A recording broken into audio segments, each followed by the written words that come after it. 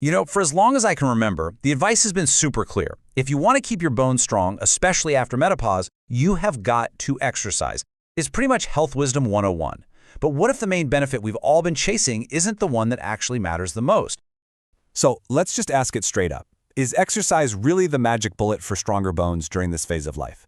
It sounds like a simple yes or no, but honestly, the real answer is so much more interesting and, frankly, way more empowering than you'd think. Let's get into it. And look, the thinking behind this has always made a ton of sense. It's all based on something called Wolff's Law. Basically, it just means your bones get stronger when you put them under stress. You do some resistance training, some high-impact stuff, and you're sending a signal to your bones to beef up and get denser. For decades, that's been the standard advice. And the main way we've been tracking this is with bone mineral density, or BMD for short. You can think of it as the main score for your bone health. A higher BMD is supposed to mean stronger bones, less risk of a fracture. So naturally, the goal has always been to get that number as high as possible. But, science never stops asking questions. So recently, a group of researchers decided to really put this idea under the microscope. They came at it from a really specific and really smart new angle. And we're not talking about some tiny little study here. This was a meta-analysis. That's a study of other studies. They pulled together the data from 19 different trials, with well over 1,000 postmenopausal women, to get a really big-picture, powerful answer. And here's the brilliant question they asked. They didn't just compare exercise to doing nothing. They looked at women who were already doing what their doctors recommended, taking calcium, vitamin D, maybe osteoporosis meds. And they asked, if you're already doing all that, does adding exercise on top of it give you an extra boost in bone density? So what did they find? Well, the answer was, for a lot of people, a total shock. It's one of those moments in science that kind of makes you rethink what you thought was settled fact. The results were pretty blunt. When they looked at the most critical spots for fractures, the lower back, the hip, the neck of the femur, adding exercise didn't really move the needle. There was no statistically significant improvement in bone mineral density compared to just the medication and supplements alone. Okay, I know what you're probably thinking. So exercise is pointless? Why bother? But hold on, not even close. Because while the effect on the density of the bones was minimal, the study uncovered something else. Something that is arguably way more important for preventing fractures and just living your life. This is where everything flips. The real, jaw-dropping benefits of exercise weren't showing up on the bone scans. They were showing up in how these women's bodies actually performed in the real world. First off, they found a very large improvement in leg muscle strength. And think about what that really means.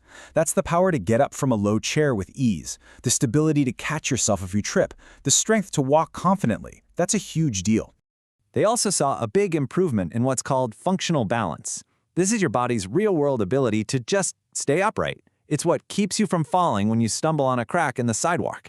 It's your body's first line of defense against a fall. And mobility got a major boost too. They measured this with a test that's basically about how quickly and safely you can get up from a chair, walk a little bit, and sit back down. Getting better at that simple action means more independence and safety in literally everything you do. But this one might be the biggest of all. A massive reduction in the fear of falling. That is huge, because that fear can stop you from living. When you're not afraid of falling, you're more likely to go out, to be active, to live a bigger, fuller life. Exercise didn't just build stronger muscles, it built confidence. So look, when you put it side by side, the real story becomes crystal clear. While exercise didn't add a lot of new density to the bones, it completely transformed the body into a stronger, more stable, and far more fall-proof machine. And hey, don't just take it from me. The researchers who did the studies said it themselves. The real value of the exercise they saw was in making physical performance better, which in turn boosts quality of life. That was the main takeaway. Now, there was one little asterisk, one interesting exception. They did find a small but real boost in bone density, but only in the lower back. And it only happened in the groups that mixed it all up. They did aerobic stuff, some impact training, and resistance training. So it seems like for that targeted bone benefit, variety really is key. Okay, so that's the science. What do we actually do with all this? Let's turn these incredible findings into a simple, clear plan you can use right now. Honestly, the takeaway here is beautifully simple. First, stick with what your doctor recommends for medication and supplements. That's your foundation. Second, absolutely add that consistent exercise routine. But third, and this is the big mental shift, change why you're doing it. You're not just exercising to chase a number on a bone scan.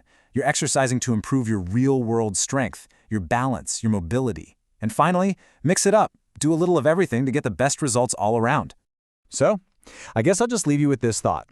This research gives us permission to reframe the whole goal. Maybe the question we should be asking isn't, how do I make my bones denser? But instead, how do I build a body that is strong, confident, and capable enough to let me live a vibrant, active life? And it turns out, exercise is, without a doubt, the answer to that.